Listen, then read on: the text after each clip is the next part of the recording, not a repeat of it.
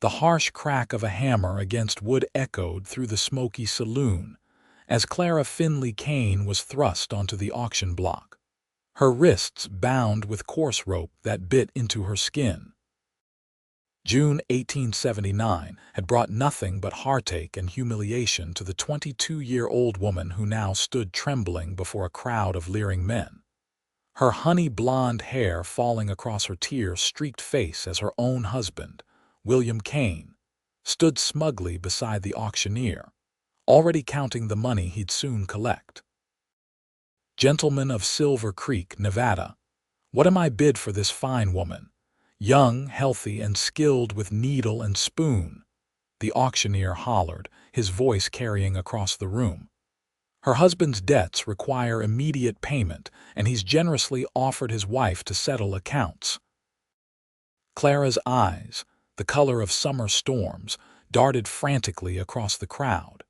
How had her life come to this? 3 years of marriage to a man who'd promised her the world but delivered only broken dreams and unpaid gambling debts. William hadn't even had the decency to tell her what he planned until this morning when he'd dragged her from their small homestead and into town. $200, called a voice from the back. $300, shouted another. Clara's stomach turned. The bidding continued, each call driving the nail of despair deeper into her heart. She searched the crowd, praying for a sympathetic face, but found only hungry eyes evaluating her worth like she was nothing more than livestock. $500, came a calm, steady voice from the doorway. The saloon fell silent as a tall figure moved through the parting crowd. Dust-covered boots stopped at the front of the gathering, and Clara found herself looking down at a stranger whose face was partially shadowed by a wide-brimmed hat. What she could see was a strong jaw covered in a few days' growth of beard, and eyes the color of burnished copper that regarded her not with lust or cruelty, but something else entirely. $500, the man repeated, removing his hat to reveal thick chestnut hair and a face weathered by sun and wind. And not a penny more for something that shouldn't be sold in the first place. The auctioneer sputtered. "Marshall Flynn, sir. This is not legal, not moral, and not happening." The man Marshall Flynn interrupted, stepping forward and placing a leather pouch on the small table beside the auction block. $500 to cover whatever debts this poor excuse for a husband has incurred. The lady walks free. William Kane stepped forward, his face flushed with anger. "Now see here, Flynn, this ain't your business. I got rights." Marshall Flynn's hand moved to rest on the gun at his hip. "You've got no rights to sell another human being, Kane. Not your wife, not anyone. The law might turn a blind eye to how you treat your property, but I won't." Clara stood frozen, barely breathing as the standoff continued. "I could get more for her," William protested, though he'd taken a step back from the imposing cowboy. "You could get a bullet," Flynn replied evenly. "Your choice." The saloon remained deathly quiet as William's gaze darted between the money, Flynn, and his wife. Finally, greed won out and he snatched up the leather pouch. "She's all yours," he spat, then pushed past the crowd and out the door. Marshall Flynn climbed the 2 steps to the auction block and gently untied the ropes binding Clara's wrists. His touch was careful, almost reverent, as he freed her from her bonds. "Thank you," Clara whispered, her voice barely audible as she rubbed her chafed skin. "Don't thank me yet," Flynn replied softly, so only she could hear. "Follow my lead if you want to truly be free." He turned to face the crowd, his voice carrying throughout the saloon. "I didn't buy this woman to own her," he announced. "I bought her freedom." Then, to Clara's astonishment, he knelt down on one knee before her. "Miss, I don't know you and you don't know me, but I'm offering you my name instead of his. Marry me in name only, and you'll have my protection without obligation. Once the dust settles, you can go wherever you please." A murmur rippled through the crowd. Clara stared down at the man in disbelief, Was this some kind of cruel joke? But the steady gaze that met hers held no mockery, only sincerity. "Why?" she managed to ask. "Because no person should be treated as property," Flynn answered simply. "And because I've seen what happens to women with no protection in these parts." He paused. "You don't have to answer now, but you do need to leave this auction block with some kind of resolution that these men will respect." Clara glanced around the room, at the disappointed and angry faces of men who'd been bidding on her moments ago, at the exit where her husband had disappeared with money in hand, at the uncertain future that awaited her as a woman alone in a frontier town. "Yes," she said finally, her voice stronger. "I accept your offer, Mr. Flynn." A small smile touched his lips as he rose to his feet. "Marshall," he corrected. "Marshall Flynn." He offered her his arm, which she tentatively took, and led her down from the auction block. The crowd parted silently, some men tipping their hats in awkward acknowledgement, others glaring with undisguised resentment. Outside the saloon, the late afternoon sun cast long shadows across Silver Creek's Main Street. Clara took a deep breath of fresh air, feeling as though she'd been underwater for hours. "My wagon's this way," Marshall said, gesturing toward a sturdy buckboard hitched to two well-groomed bay horses. "Where are we going?" Clara asked, suddenly afraid again. Despite his honorable words, she knew nothing about this man. "To my ranch about 5 miles outside town," he replied, then seemed to sense her hesitation. "Unless you'd prefer the hotel for tonight, I can arrange that if it would make you more comfortable." "No," Clara said quickly. The thought of staying in town, where William might return, made her skin crawl. "The ranch is fine." Marshall helped her into the wagon before climbing up beside her. As they pulled away from the hitching post, Clara stole a glance at her rescuer. In his early 30s, she guessed, with a strong profile and hands that spoke of hard work. He wore simple clothing, a faded blue shirt, worn denim pants, and a leather vest, but they were clean and well kept. "Why did you do it?" she asked again as they left the town behind. $500 is a lot of money." Marshall kept his eyes on the road ahead. "I've been saving to expand my herd. This seemed more important." He paused.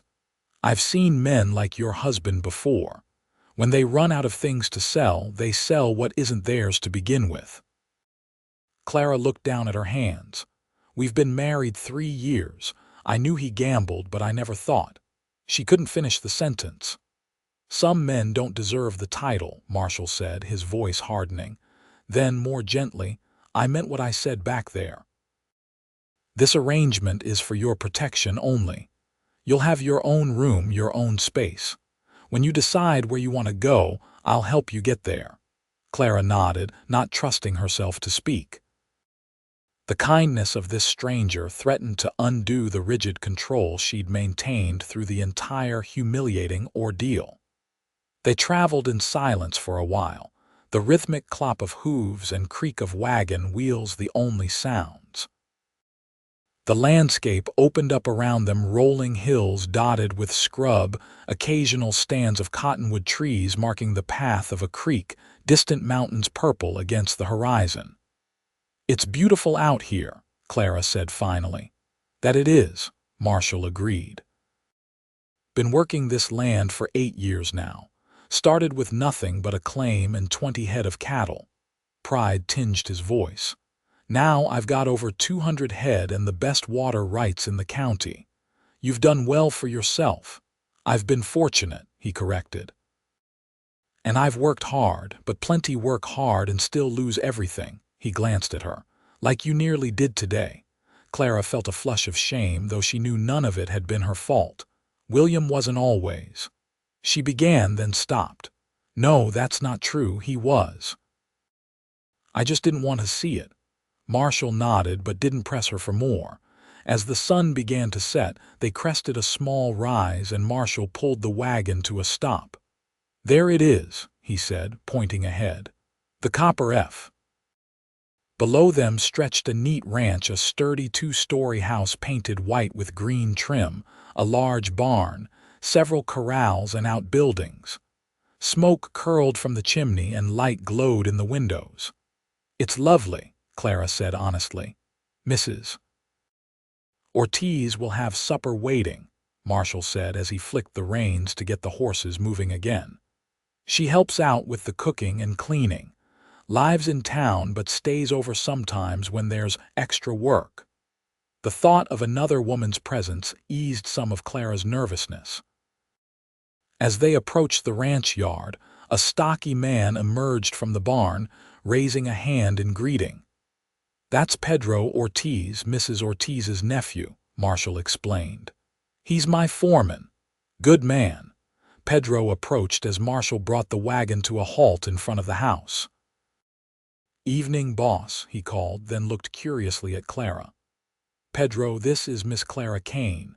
She'll be staying with us," Marshall said, helping Clara down from the wagon. If Pedro was surprised, he didn't show it. He simply nodded respectfully. "Madam, welcome to the Copper F." "Thank you," Clara replied. "Pedro, can you see to the horses?" Marshall asked. "I need to get Miss Kane settled." "Of course." Marshall led Clara up the porch steps and opened the front door.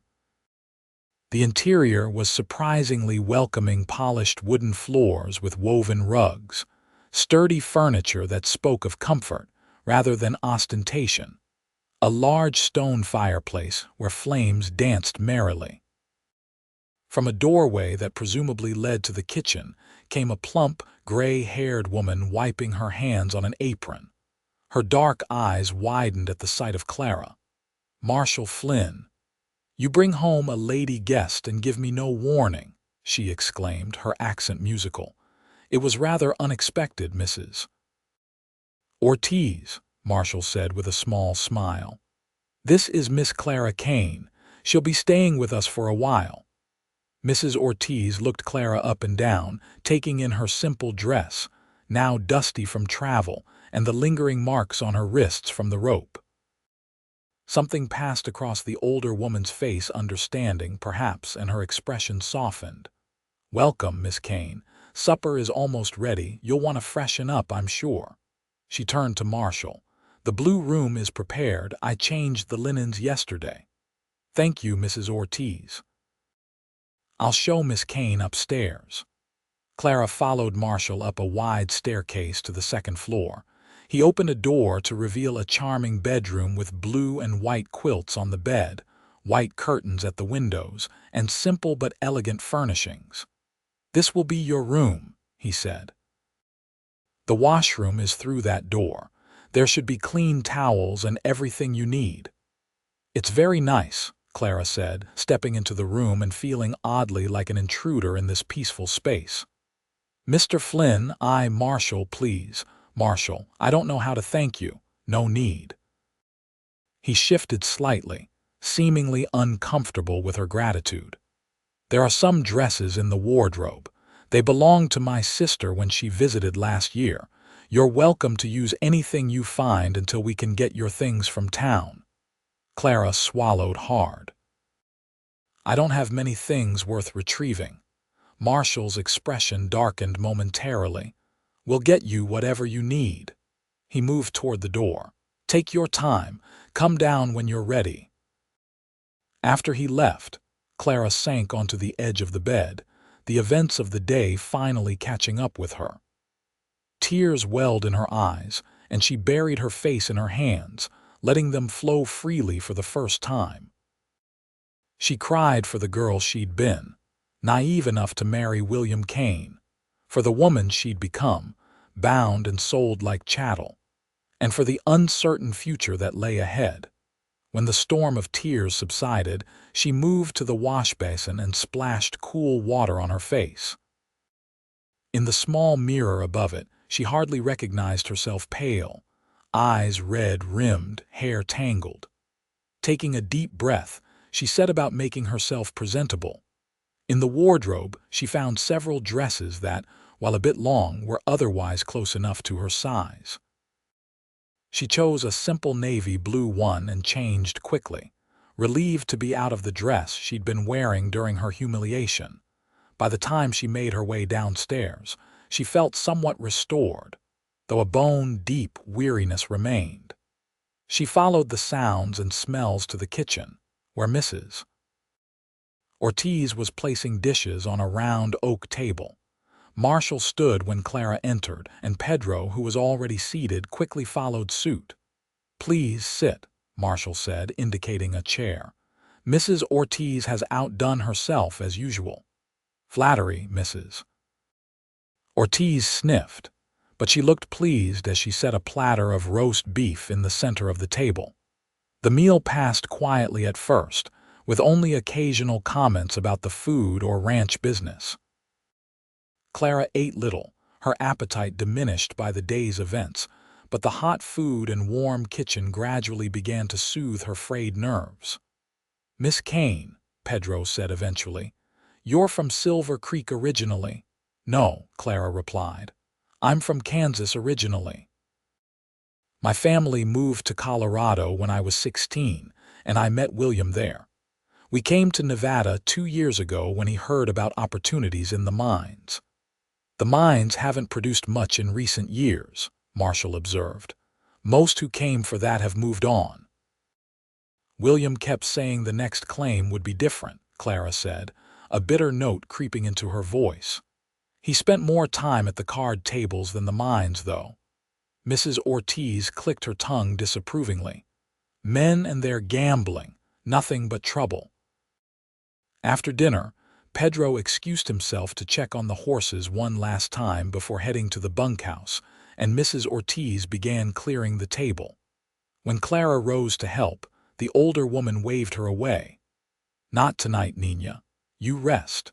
Tomorrow is time enough to learn where things belong."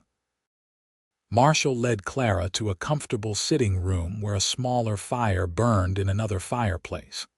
He gestured for her to take a seat on a sofa, then poured 2 small glasses of amber liquid from a decanter. "I think we both could use this tonight," he said, handing her one before taking a seat in an armchair opposite her. Clara took a small sip, wincing slightly at the burn of whiskey. "I should tell you," she said after a moment, "that I won't hold you to what you said in town about marriage. You've done more than enough already." Marshall studied her over the rim of his glass. "It wasn't just for show," he said. "A woman alone in these parts has few options, none of them good. Marriage, even in name only, provides protection under the law, protection from men like your husband." "Ex-husband," Clara corrected. "At least, I assume selling your wife effectively ends a marriage." A ghost of a smile touched Marshall's lips. "I'd think so, but we can consult Judge Parker if you're concerned. He rides circuit through here every few months. And in the meantime, you stay here safe. You rest. You decide what you want for your future." Clara studied him, this stranger who had appended his life to save hers. "Why me? Why today? You could have walked past that saloon and never known what was happening inside." Marshall was quiet for a long moment, turning his glass in his hands. "My mother was 16 when she married my father," he finally said. "He was 30 years her senior, a man with money and influence in their small town. She had no say in the matter. Her father arranged it to settle a debt." His voice hardened. "She died when I was 8, fell down the stairs, they said. My father remarried within a month." "I'm sorry," Clara whispered. "I've seen enough women trapped in marriages not of their choosing." He looked up, meeting her eyes directly. "When I walked into that saloon and saw you on that block, I couldn't walk away. Not again." The weight of his words hung between them. Clara understood then that he was offering her not just protection but redemption for himself as well. They were both seeking to right wrongs that had shaped their lives. "Then yes," she said softly, "I accept your proposal, Marshall Flynn, for however long it takes for me to find my feet again." He nodded once, his expression solemn but relieved. "We'll go to Reverend Thomas tomorrow if that suits you." "It does. They finished their drinks in companionable silence. When Clara began to stifle yawns, Marshall stood. "You should rest. It's been a long day." He walked her to the stairs, stopping at the bottom. "Good night, Clara." "Good night, Marshall. And thank you again." In her room, Clara found that Mrs. Ortiz had turned down the bed and left a clean nightgown laid out. She changed quickly and slipped between the cool sheets, expecting sleep to elude her after such a tumultuous day. Instead, exhaustion claimed her almost immediately, and she fell into a deep, dreamless sleep for the first time in months. The next morning, Clara woke to sunlight streaming through the curtains and the distant sounds of activity from the ranch yard. For a disorienting moment, she didn't know where she was. Then yesterday's events came flooding back. She sat up slowly, half expecting to find herself back in the tiny cabin she'd shared with William, but the blue and white room reassured her that it hadn't been a dream. A soft knock at the door roused her fully. "Miss Kane," came Mrs. Ortiz's voice. "Breakfast is ready when you are." "Thank you, I'll be down shortly," Clara called back. She washed and dressed quickly in another of the dresses from the wardrobe, this one a soft green that complemented her coloring better than yesterday's choice. When she reached the kitchen, she found Mrs. Ortiz alone, laying out plates of eggs, bacon, and biscuits. "The men have been up for hours," Mrs. Ortiz explained. "They ate at dawn. Marshall said to tell you he'll be back mid-morning to take you to town." Clara nodded, remembering their discussion about seeing the Reverend today. "Is there anything I can help you with after breakfast?" "You want to help? Good. A woman should keep busy." Mrs. Ortiz smiled approvingly. "We will start with showing you the house where everything belongs. Then perhaps you help me with bread for tomorrow." The morning passed quickly as Clara followed Mrs. Ortiz from room to room, learning the rhythms and routines of the ranch house. It was larger than it had first appeared, with 4 bedrooms upstairs, a study, the sitting room, dining room, kitchen, and a small sewing room on the first floor. Marshall built much of this himself, Mrs. Ortiz said proudly as they toured the house. When he first came, there was only a small cabin. Each year he adds something new. "He's done a wonderful job," Clara said, genuinely impressed by the solid craftsmanship evident throughout. By mid-morning they were elbow-deep in bread dough when the sound of boots on the porch announced Marshall's return. He appeared in the kitchen doorway, removing his hat as he entered. "Ladies," he greeted them. "Something smells good." "Bread for tomorrow," Mrs. Ortiz said. "Miss Kane has good hands for dough." Clara smiled slightly, embarrassed by the praise. "I used to bake with my mother." Marshall's eyes lingered on her for a moment, taking in the flour dusting her cheek and the way the green dress brought out the gray in her eyes. "If you're ready," he said, "we should head to town. I've asked Pedro to bring the buggy around." "I'll just wash up," Clara said, suddenly nervous about what they were about to do. Mrs. Ortiz seemed to sense her anxiety. "Go, Nina. Change if you wish. I will finish here." 10 minutes later, Clara emerged from the house to find Marshall waiting by a neat buggy hitched to a spirited-looking bay mare. He helped her up, his touch brief but steady, before climbing in beside her. The journey to Silver Creek was filled with Marshall pointing out landmarks and telling her about the area, which ranches belonged to whom, where the best fishing spots were, which trails led to spectacular views. Clara found herself relaxing as they talked, his calm demeanor easing her nerves about returning to town. "What if William is still in town?" she asked as the buildings of Silver Creek came into view. "He won't cause trouble," Marshall said confidently. "Not in broad daylight, not with me present, and not after taking my money." Clara wasn't as certain, but she trusted Marshall's judgment. When they reached town, he drove directly to a small white church at the end of the main street. A thin man with spectacles was tending a flower bed beside the steps. "Reverend Thomas," Marshall called as he helped Clara down from the buggy. The man straightened, shading his eyes against the sun. "Marshall Flynn, what brings you to town on a Tuesday? A wedding, if you're available." The Reverend's eyebrows shot up as he noticed Clara. "A wedding? Well, this is unexpected." He removed his gardening gloves and extended a hand to Clara. "Miss Kane," she supplied. "Clara Kane." A shadow passed over the Reverend's face. "Kane." "As in William Kane's former wife," Marshall interrupted smoothly. "There have been some unfortunate circumstances. Could we speak inside?" Of course," the Reverend said, leading them into the cool interior of the church.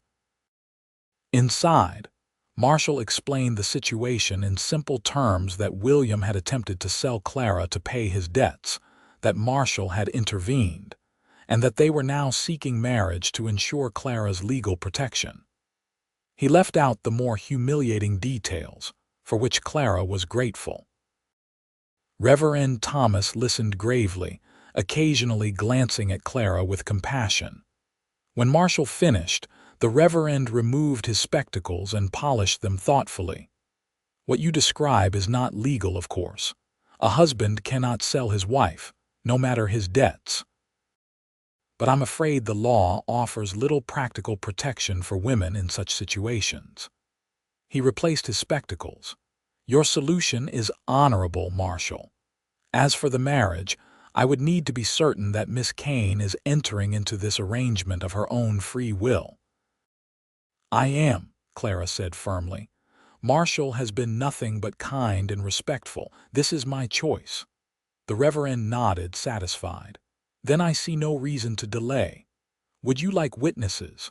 Mrs. Bailey from the general store and perhaps Dr. Collins, if he's available," Marshall suggested. "Both are discreet. I'll send my son to fetch them. Please make yourselves comfortable." While they waited, Clara found herself growing increasingly nervous.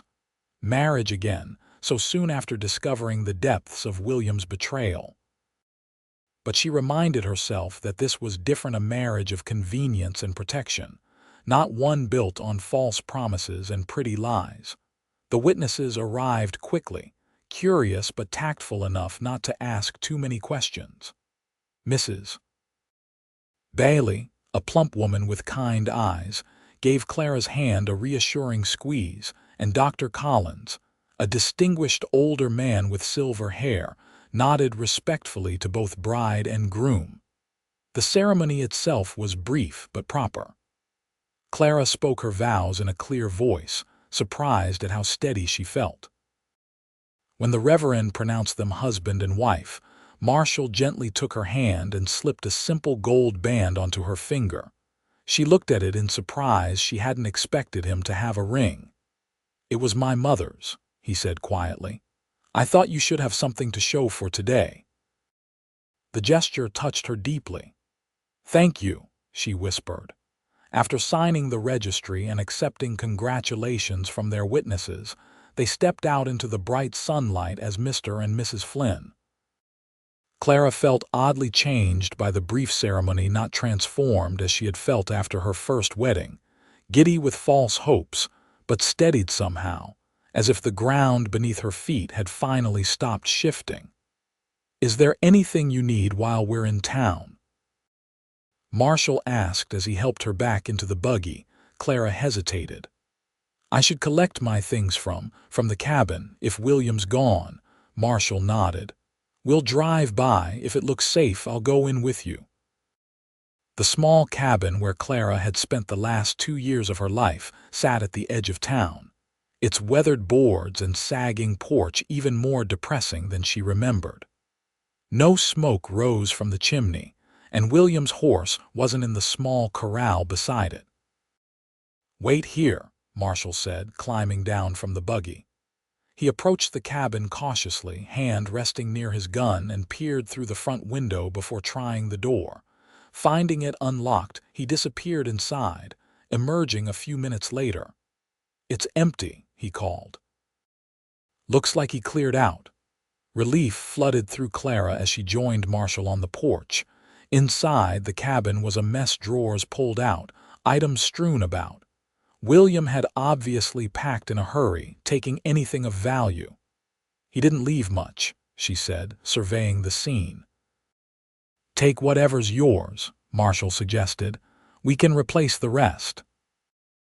Clara moved through the small space, collecting the few items that held meaning for her: a book of poetry that had been her mother's, a small wooden box containing her few pieces of jewelry, a quilt she had made herself, and some clothing.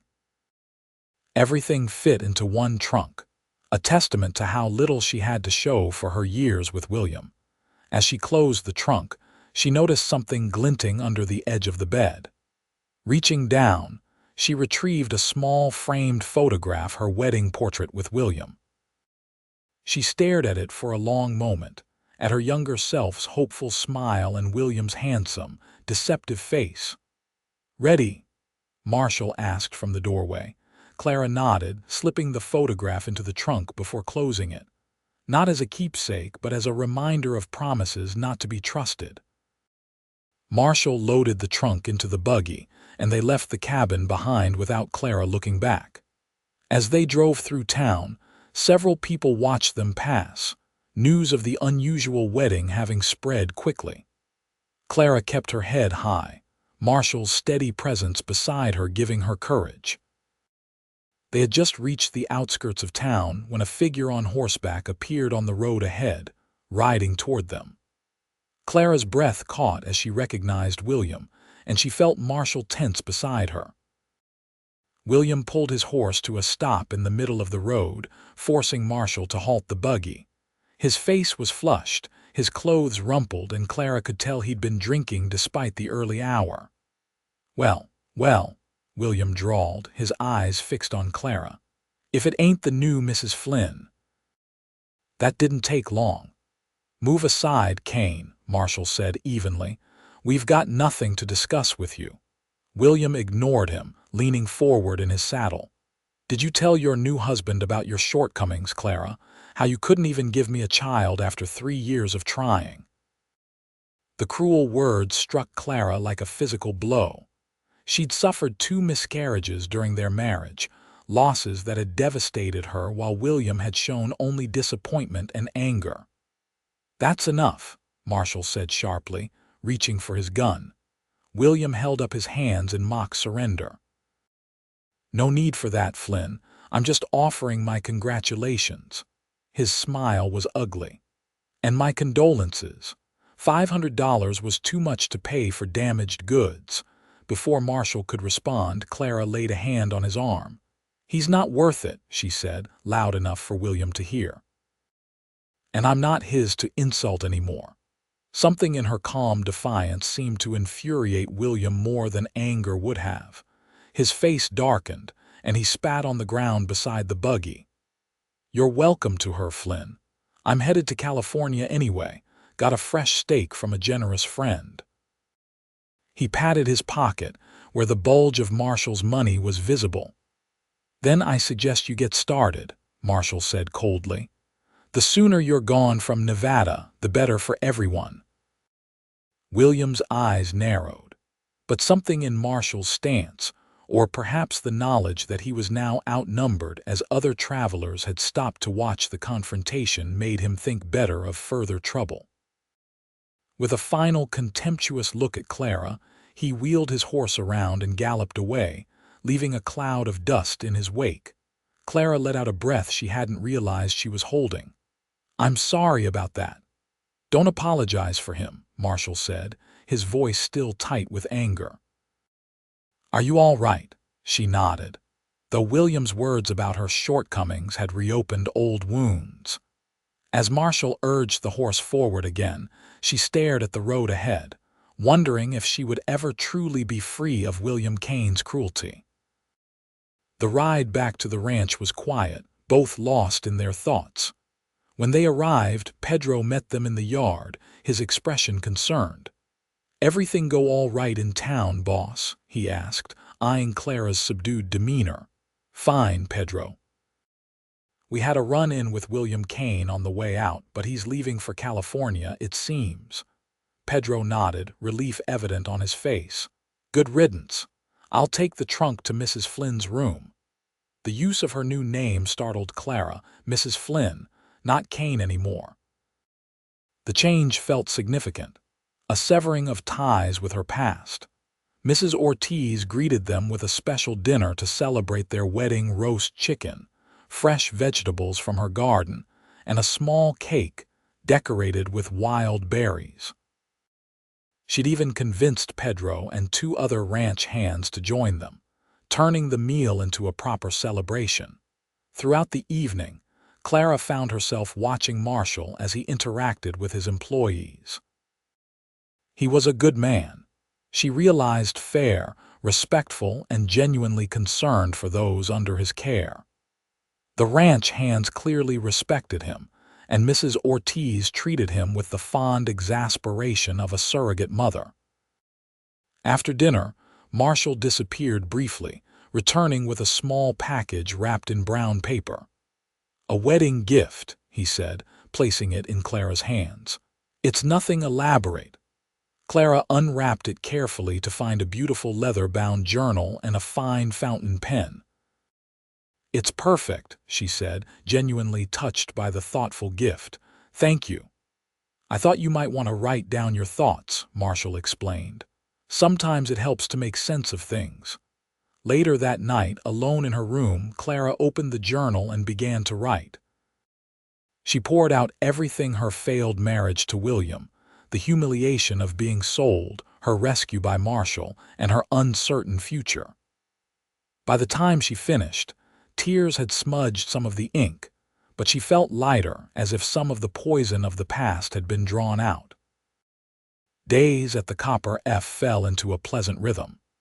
Clara helped Mrs. Ortiz with the cooking and cleaning, gradually taking over more responsibilities as she learned the workings of the ranch house. She discovered that she enjoyed the domestic tasks more than she had in her previous life, perhaps because they were appreciated here. Marshall was often busy with ranch work, but he made time each evening to sit with Clara after dinner, sometimes reading while she sewed, other times discussing books or telling her stories about the early days of the ranch. They were comfortable silences between them, neither feeling the need to fill the quiet with empty words. A week after their wedding, Marshall came to breakfast with news. "Judge Parker's in town early," he said. "He'll be here for 3 days. I thought we might ride in tomorrow and speak with him about your situation with William. Make sure everything's legal and proper." Clara nodded, grateful for his thoroughness. "That would be good. I'd like to know where I stand legally." The next day, they made the journey to Silver Creek again. Judge Parker, a stern-looking man with bushy white eyebrows, received them in the small room above the bank that served as his courtroom when he was in town. "Flynn," he greeted Marshall with a firm handshake. "And this must be the new Mrs. Flynn I've been hearing about." "Judge Parker," Clara acknowledged, suddenly nervous. The judge gestured for them to sit and listened carefully as Marshall explained the circumstances of Clara's first marriage, William's attempt to sell her, and their subsequent wedding. "A troubling situation," Judge Parker said when Marshall finished, "but not as uncommon as it should be." He turned to Clara. "Mrs. Flynn was your first marriage properly registered?" "Yes, in Denver, 3 years ago." "And there was no legal dissolution of that marriage before your husband attempted this transaction?" "No, Your Honor." The judge stroked his beard thoughtfully. "The law is clear that a man cannot sell his wife. Such a contract would be void from the beginning. However, his actions could be considered abandonment and extreme cruelty, which are grounds for divorce in this territory." He pulled a sheet of paper from a drawer and began writing. "I'm filing a decree of divorce on those grounds, effective as of the date of his attempted sale. Since he has left the territory, there's no need for his agreement." He looked up at Clara. This makes your subsequent marriage to Mr. Flynn legal from the moment it occurred. Are there any other legal matters you need addressed? Clara hesitated. What about property? The cabin and any other possessions. Did you have a marriage contract specifying property rights? No, Your Honor. Then, unfortunately, under the law, most property would belong to your husband. However, he added, seeing her face fall, if he has abandoned the property and left the territory, you could file a claim for items of personal significance or items you brought into the marriage.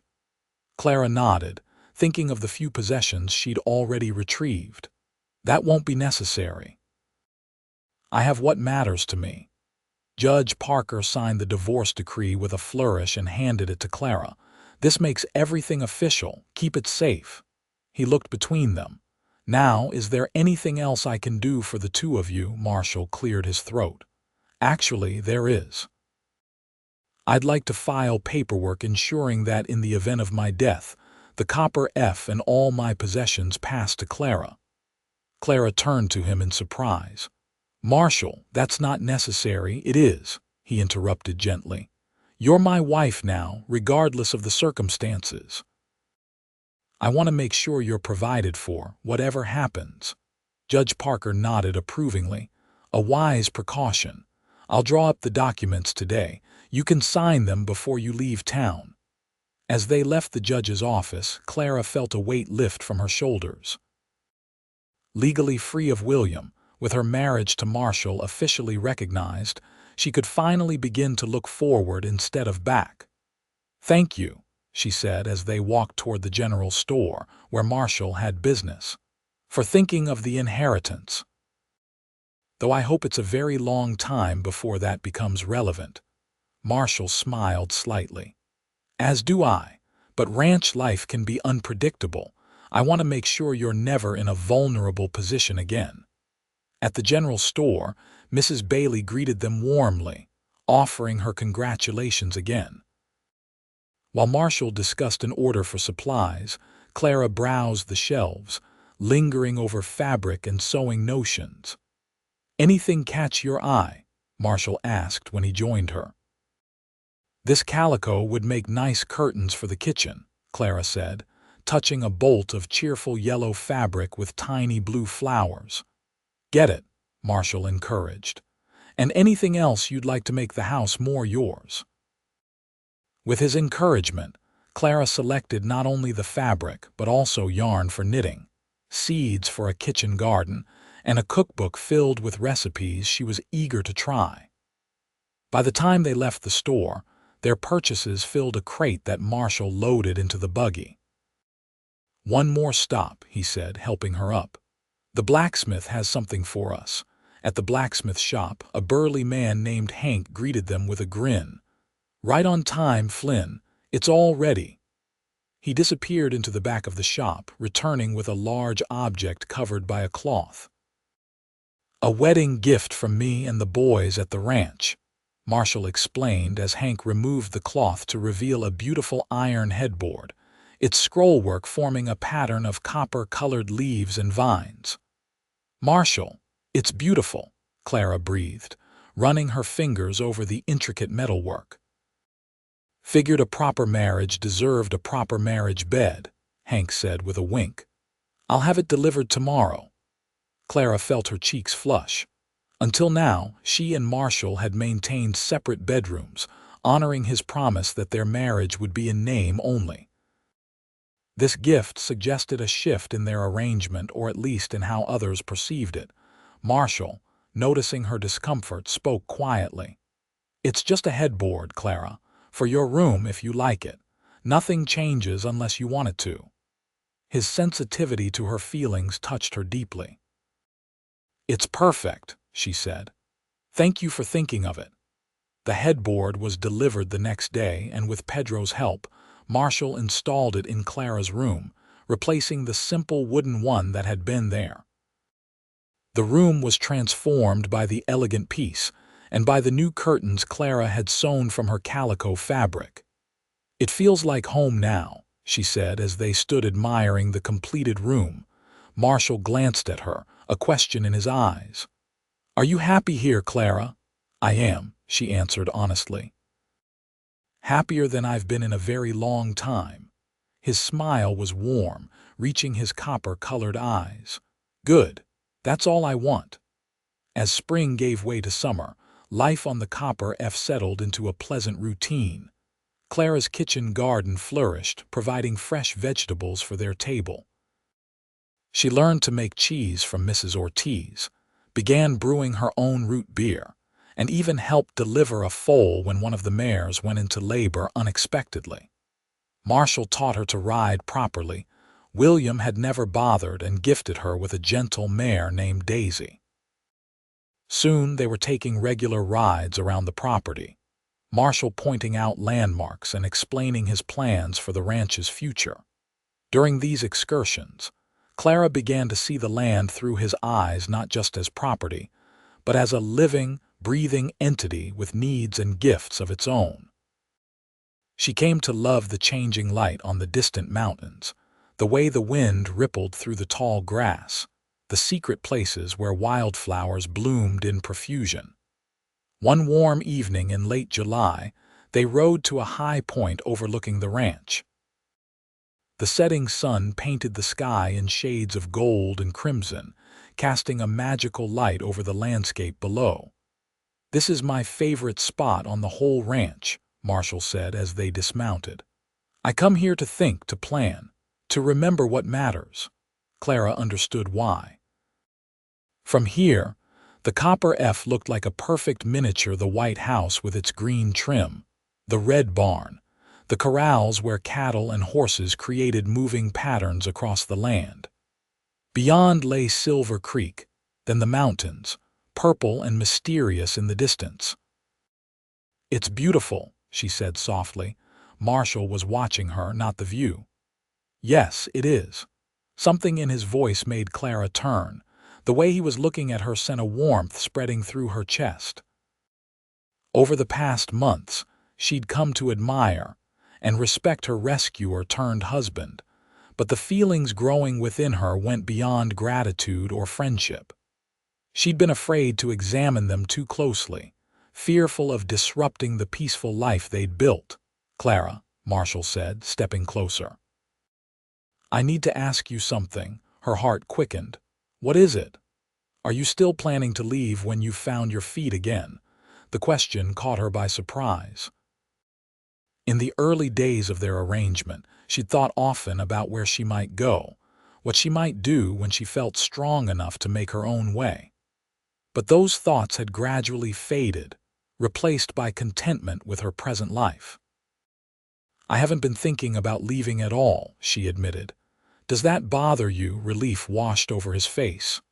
"No, God, no, the opposite." He took a deep breath. "I'm not good with words, Clara. I never have been. But I need to tell you that what started as an arrangement, as a way to help you, it's become much more for me." Clara's breath caught. "Marshall, you don't need to say anything," he hastened to add. "I just wanted you to know that if you choose to stay, it would make me very happy. And if you ever want our marriage to be more than it is now, I would be honored." The simple, honest declaration moved her deeply. There was no pressure in his words, no demand, just an offer of more if she wanted it. "I do want to stay," she said softly. "This place, this life. It's become home to me, and you." She hesitated, gathering her courage. "You've become more than just my protector or friend." Hope kindled in his eyes. "Have I?" Clara nodded, suddenly shy. "When William left me on that auction block, I thought my life was over. I never imagined I could find happiness again, especially not so soon. But you've shown me what a true partnership can be, what it means to be valued and respected."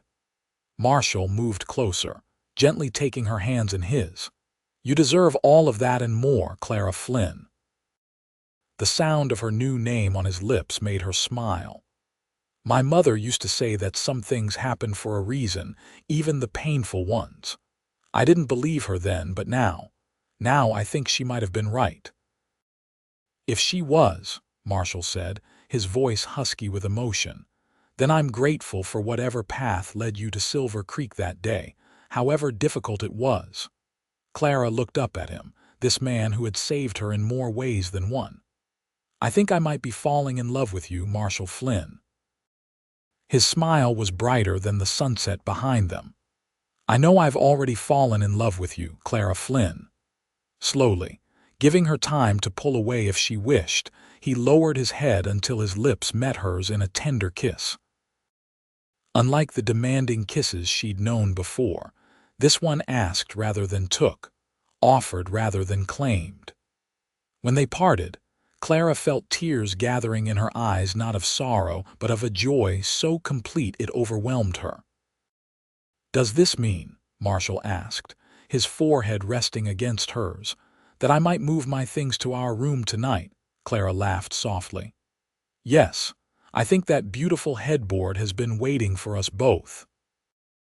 They rode back to the ranch as twilight deepened, the first stars appearing in the darkening sky. That night, for the first time, they shared the bed with the copper-leafed headboard, their marriage in more than name alone. Summer flowed into autumn, bringing with it the cattle roundup, a busy time at the Copper F. Clara proved herself capable and willing, helping Mrs. Ortiz cook for the extra hands, riding out to deliver meals, and even learning to work with the calves during branding. The ranch hands, initially uncertain how to treat the boss's new wife, soon came to respect her work ethic and appreciate her cooking. Evenings around the fire were filled with stories, music from Pedro's guitar, and laughter that echoed across the ranch yard. One crisp October morning, Clara woke feeling unusually tired and slightly nauseated. She dismissed it as perhaps something she'd eaten, but when the feeling persisted for several days, a different possibility occurred to her. Counting back, she realized her monthly cycle was late, very late. Hope and fear battled within her. After 2 miscarriages with William, she was afraid to believe she might be carrying a child. William's cruel words about her shortcomings echoed in her mind, dampening her cautious joy. She said nothing to Marshall, not wanting to raise hopes that might be dashed. Instead, she rode into town alone one afternoon and visited Dr. Collins. The doctor confirmed her suspicions with a warm smile. "Congratulations, Mrs. Flynn. I'd say you're about 2 months along." Clara's hands trembled as she clasped them in her lap. "I've lost babies before," she confessed. "Early in my previous marriage." Dr. Collins's expression grew thoughtful. "Many women experience losses, especially with their first pregnancies. It doesn't mean there's anything wrong with you." He patted her hand reassuringly. "You're healthy, Mrs. Flynn. Take care of yourself, rest when you need to, and there's every reason to expect a happy outcome this time." Clara rode home slowly, her mind filled with thoughts of the new life growing within her. How would Marshall react? He'd never spoken of wanting children, though he was good with the children who occasionally visited the ranch. She found him in the barn, repairing tack for the upcoming cattle drive to the railhead. He looked up with a smile when she entered, but his expression quickly changed to concern when he saw her face.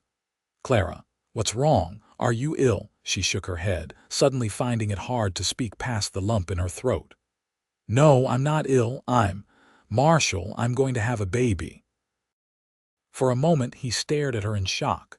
Then a slow, radiant smile spread across his face.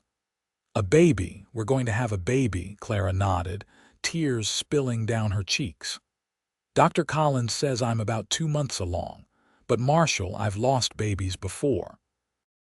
I don't want you to be disappointed." If he was across the barn in 2 strides, gathering her in his arms and silencing her fears with a kiss.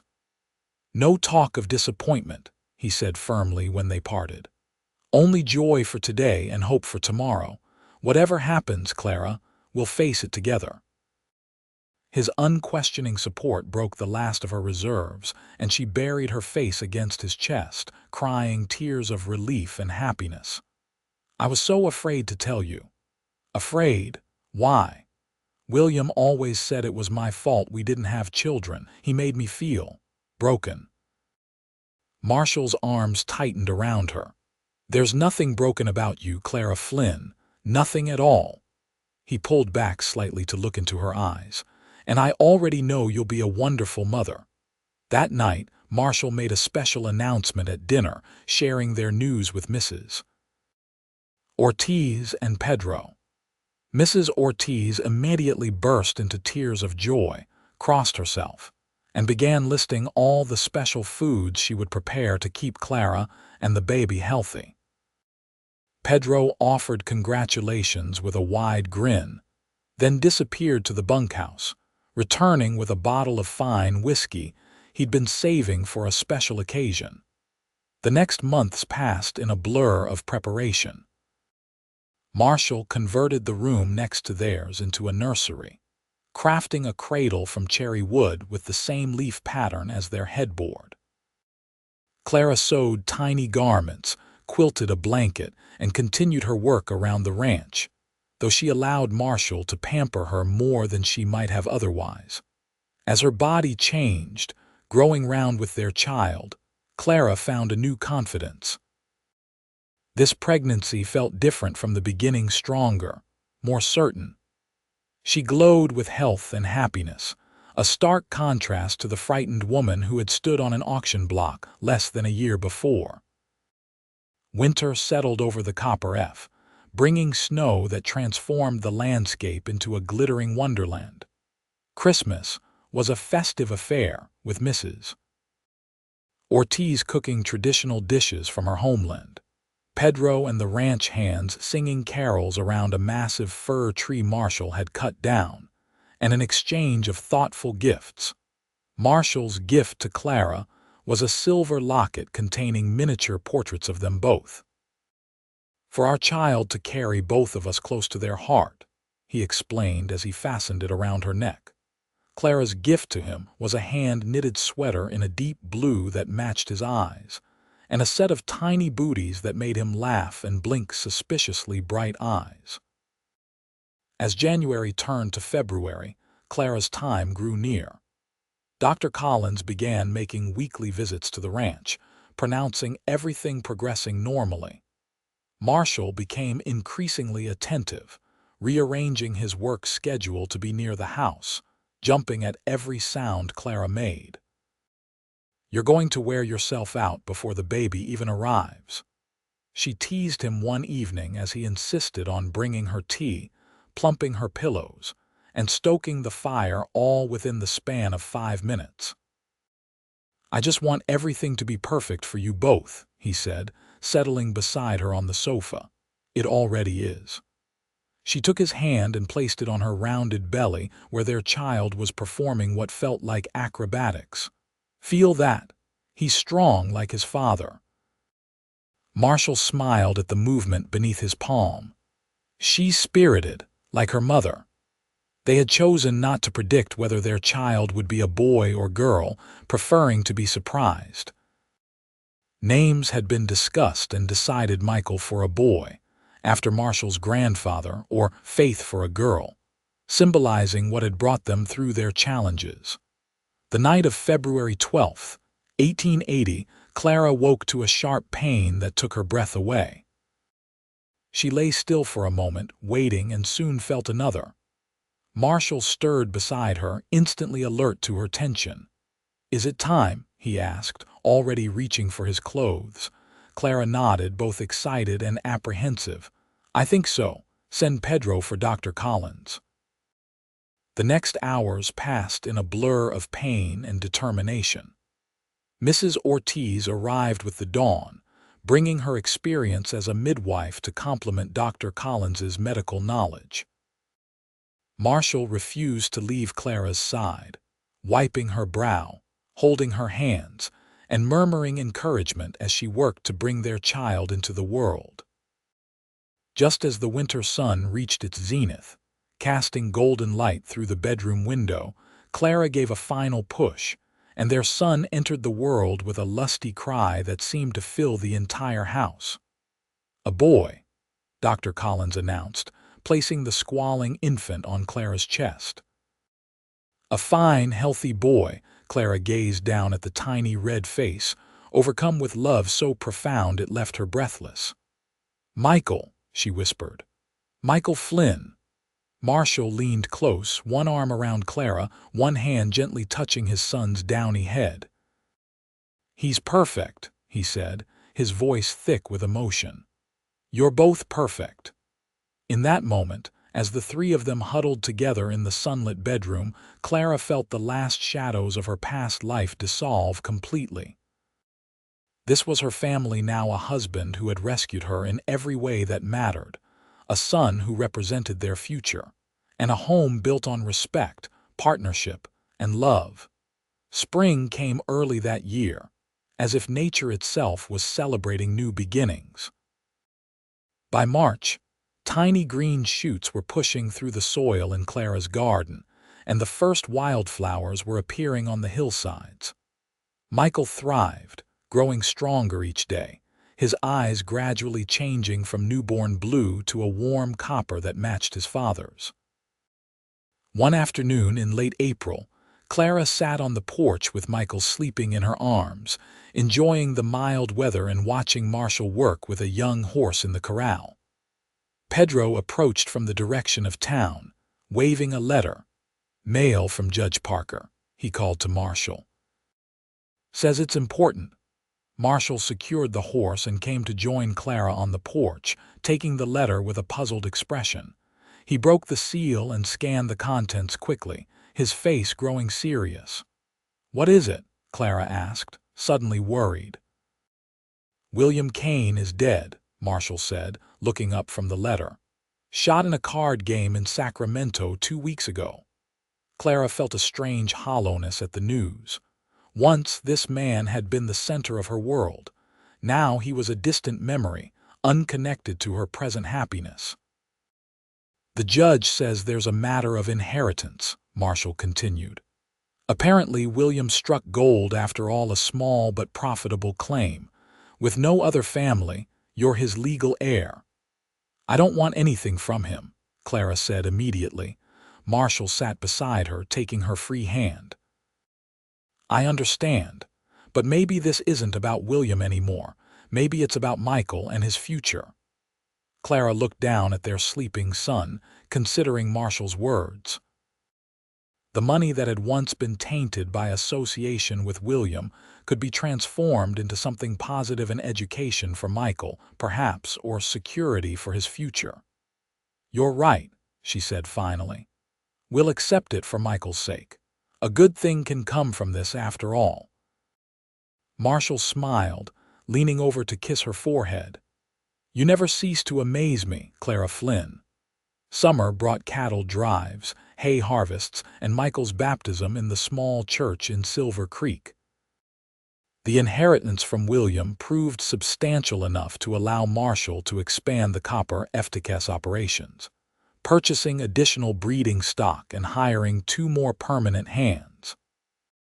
Clara found herself busier than ever, caring for Michael, managing the household, and even helping Marshall with the ranch books, discovering a talent for figures she hadn't known she possessed. In the evenings, they would sit on the porch, watching the sunset as Michael slept or played at their feet, planning for the future with quiet confidence. On a perfect evening in late September, exactly 1 year after Marshall had brought Clara to the hilltop overlooking the ranch, they returned to the same spot for a picnic. Michael, now 7 months old, squirmed happily on a blanket, fascinated by a butterfly that danced just beyond his reach. "I've been thinking," Marshall said as they watched their son's attempts to crawl after the elusive insect. "This land has been good to us. I'd like to ensure it stays in the family for generations to come." Clara leaned against his shoulder, content. "I'd like that too." "I was also thinking," he continued, a hint of nervousness in his voice, "that Michael might like a brother or sister someday. Not right away," he added quickly. "Whenever you're ready." Clara smiled, turning to face him fully. "I'd like that too," she repeated softly. "Very much." The look of joy on his face made her heart swell. How far they had both come from that fateful day in the saloon, he from a solitary existence, she from the brink of despair. Together, they had built something neither could have created alone. As the sun began its descent behind the mountains, painting the sky in shades of gold and crimson, Marshall pulled Clara into his arms. Over his shoulder, she could see the copper F spread out below them, their home, their future, their legacy. "I love you, Clara Flynn," Marshall whispered against her hair. "More than I ever thought possible." "And I love you," she replied, nestling closer. "My rescuer, my partner, my heart." Michael's delighted gurgle brought them back to the present moment, and they turned to find him proudly sitting up on his own for the first time, beaming at his achievement. "Look at him," Marshall said proudly. "Strong and determined, just like his mother." "Kind and brave, just like his father," Clara countered, smiling.